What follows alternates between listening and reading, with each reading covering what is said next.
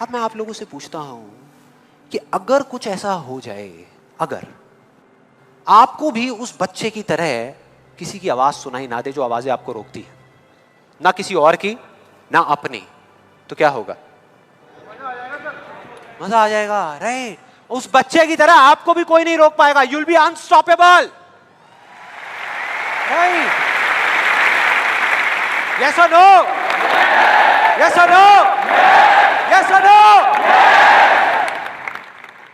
Theoretically तो ये बात बहुत अच्छी लग रही है सुनने में, लेकिन अगर हम प्रैक्टिकली देखें तो सिर्फ यस बोलने से काम नहीं चलने वाला। ये आप सबको भी पता है और मुझे भी पता है। ये जो अनस्टॉपेबल बनने वाला काम है, उसके लिए क्या करना पड़ेगा? 2 दीवारें तोड़नी पड़ेगी।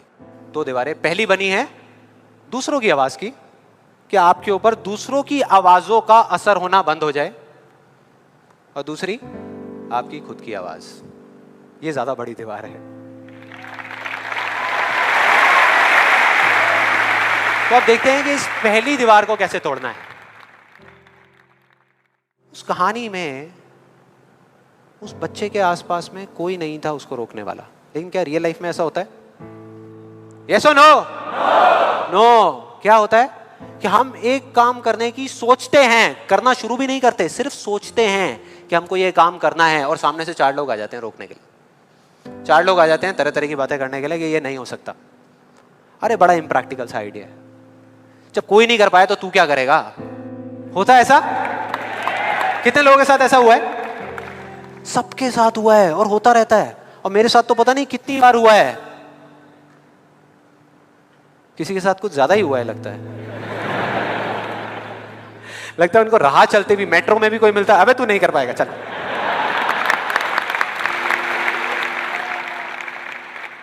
तो अब सवाल ये उठता है कि ऐसे में हम क्या करें? ऐसे में जो ऐसी बातें आपको बोल रहे हैं, ना तो आप उनका मुंह बंद कर सकते हो, ना अपने कान बंद कर सकते हो, क्योंकि वो लोग कोई राह चलते लोग नहीं होते, वो आपके अपने होते हैं। आपके अपने फ्रेंड्स हैं, रिलेटिव्स हैं, आपके घर में हैं, आपके ऑफिस में हैं। तो मैं आपको ये नहीं बोल सकता कि आप क्या करो ऐसी सिचुएशन में, लेकिन मैं ये बता सकता हूं कि मैं क्या करता था। जैसे ही कोई बोलता था मेरे को, या आज भी अगर बोलता है कि ये नहीं हो सकता या तू ये नहीं कर सकता, तो मैं ना चुप रहता हूं, ना उनसे लड़ता हूं। मैं सिर्फ एक वर्ड में उनसे एक सिंपल सा क्वेश्चन पूछता हूं, एक वर्ड में। क्यों? क्यों नहीं कर सकता? क्यों नहीं हो सकता? और जैसे ही मैं ये करता हूं उसके बाद बहुत मजा आता है। आप कभी करके देखना, बहुत मजा आएगा। 90% लोग ऐसे मिलेंगे आपको जिनके पास में इस क्यों का जवाब ही नहीं होगा। जवाब ही नहीं होगा। नहीं, वो सोच में पड़ जाते हैं। जैसे ही मैं पूछता ना क्यों, हाँ क्या, क्यों, ये कैसा सवाल है? तो ये है वो 90% लोग जिनके पास में कोई जवाब ही नहीं होता, या होता भी है तो वो इतना फनी होता है कि आप चाह करके भी अपने आप को हंसने से नहीं रोक पाओगे। जैसे एक बार मेरे साथ हुआ था, जब मैं करीबन आई थिंक 18 साल का था और मैंने नया फोटोग्राफी का कोर्स किया था। तो हमारे घर में एक छोटा सा फंक्शन चल रहा था, और वहाँ पर मैं अपनी मदर के साथ और फादर के साथ में खड़ा हुआ कुछ बातें कर रहा था। इतनी देर में एक सामने से आंटी आई और आकर के बोली, संदीप। हाँ जी आंटी। बेटे क्या नया चक्कर चल रहा है तेरा आजकल? मैं डर गया। मैं मन ही मन सोच रहा, मैंने कहा इनको कैसे पता लगा मेरे नए अफेयर के बारे में? मैं और ही चला गया। फिर मैंने उनको देखा और डरते डरते उनसे मैंने कहा कि भाई आंटी जी क्या, मतलब मैं कुछ समझा नहीं, कौन सा चक्कर, क्या क्या कौन सा? तो आंटी ने बोला, कहते क्यों तू ये फोटोग्राफी नहीं कर रहा आजकल? ये फोटोग्राफी का कोर्स नहीं किया तूने? तो उन्होंने बोला, मेरी थोड़ी सी जान में जान आई। मैंने कहा अच्छा, फोटोग्राफी की बात हो रही थी। फिर उन्होंने बोला, बेटा अगर तू बुरा ना माने तो एक बात कहूँ। मैंने कहा नहीं आंटी बोलिए ना। बेटे मेरी अगर तू माने ना, तो ये जो तू फोटोग्राफी के चक्करों में पड़ा है ना, ये सब बेकार की चीज़ें हैं। इससे अच्छा ये है कि तू कोई और ढंग का काम कर ले या अपनी पढ़ाई लिखाई में ध्यान दे। मैंने वही किया जो मैं हमेशा करता था। मैंने कहा क्यों आंटी जी, आपको ऐसा क्यों लगता है कि मेरा फोटोग्राफी में कुछ नहीं हो सकता, ये फोटोग्राफी बेकार की चीज़ क्यों है? तो उन्होंने जवाब दिया कि मेरी बहन का बेटा भी गया था बॉम्बे यही सब करने के लिए जो तू कर रहा है, और उसको 4 साल हो गए धक्के खा रहा है, उसका कुछ नहीं हुआ अभी तक। मैंने फिर सुना, फिर मैंने दोबारा से वही क्यों को ले आकर के चिपका दिया। मैंने उनसे पूछा लेकिन आंटी मेरे को कुछ समझ नहीं आया कि अगर वो कुछ नहीं कर पाया तो मैं कुछ क्यों नहीं कर पाऊंगा?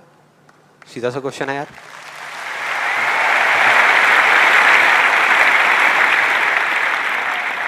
वो थोड़ी सी इरिटेट हो गई, लेकिन उसके बाद जो उन्होंने बोला उस दिन मेरा कम से कम 10 किलो खून बढ़ गया होगा हंसते हंसते। उन्होंने गुस्से से मेरे से पूछा, कहते तेरे कितने % आए थे 12th में?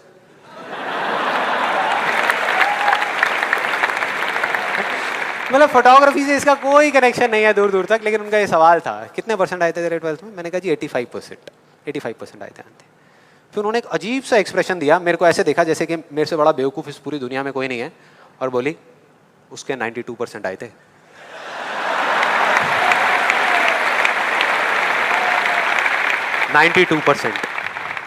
अब बोल। मैं कहा अब क्या बोलूं? अब बोलने को आपने छोड़ा क्या है? क्या कोई है जो ऐसी बातों को सीरियसली ले सकता है? नो। यस और नो? नो, ले ही नहीं सकते।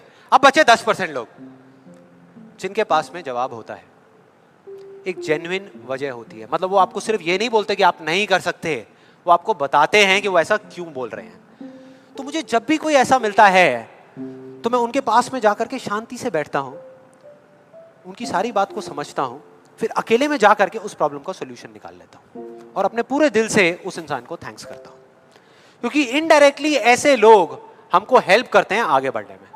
लेकिन इसका मतलब ये नहीं है कि उन 10% लोगों की बातों को मैं ज्यादा सीरियसली लेता हूं, या अगर मेरे को उसका जवाब नहीं मिलता तो मैं रुक जाता हूं। क्योंकि जवाब नहीं है इसका मतलब ये नहीं कि हम चलना बंद करते हैं। फॉर एग्जाम्पल, अगर हम अपने घर से ये सोच करके निकले हैं कि जब सारी लाइट्स ग्रीन हो जाएंगी तब मैं अपने घर से निकलूंगा, तो निकल पाएंगे कभी? कोई भी ऐसा कुछ आपको बोलता है आकर के कि आप ये नहीं कर सकते, तो समझ लेना कि वो बोल तो आपको रहा है, लेकिन उसका इशारा आपकी तरफ नहीं है। वो बस इतना सा कहना चाहता है क्योंकि मैं इस काम को नहीं कर सकता।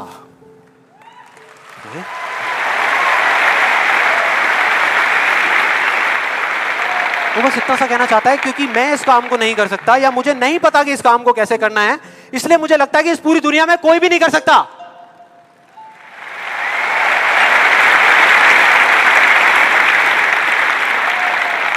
आप में से कितने लोगों ने कहावत सुनी है कि किसी पे जुल्म करना पाप है, लेकिन जुल्म सहना उससे भी बड़ा पाप है? कितने लोगों ने सुनी है? ऑलमोस्ट सबने सुनी है। बिल्कुल इसी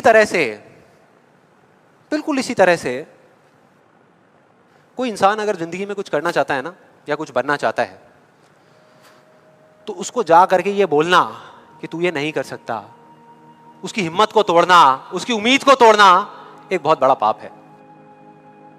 क्योंकि कई बार कुछ लोगों के पास में सिर्फ एक उम्मीद होती है और कुछ भी नहीं, लेकिन वहीं दूसरी तरफ किसी को इतना हक देना कि वो आ करके आपके सामने खड़ा हो जाए और आपको कुछ भी बोलता रहे, आपकी उम्मीद को तोड़ दे, आपकी हिम्मत को तोड़ दे, और आप चुपचाप खड़े खड़े उसको देखते रहो, कुछ भी ना कहो, कुछ भी ना करो, ये उससे भी बड़ा पाप है।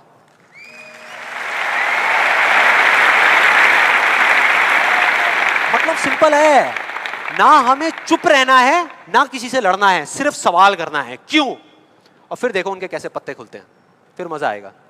और जिस दिन आप लोगों को भी मेरी तरह ये बात समझ आ जाएगी ना, उस दिन आपके ऊपर ऐसी बातों का असर होना बंद हो जाएगा। मतलब कि उस दिन ये जो पहली दीवार है जिसकी मैंने बात करी थी, वो अपने आप ही टूट जाएगी। उसके बाद इस पूरी दुनिया में किसी में दम नहीं होगा कि वो आपको आगे बढ़ने से रोक सके, सिवाय एक इंसान के। कोई बताएगा कौन है वो? आप खुद।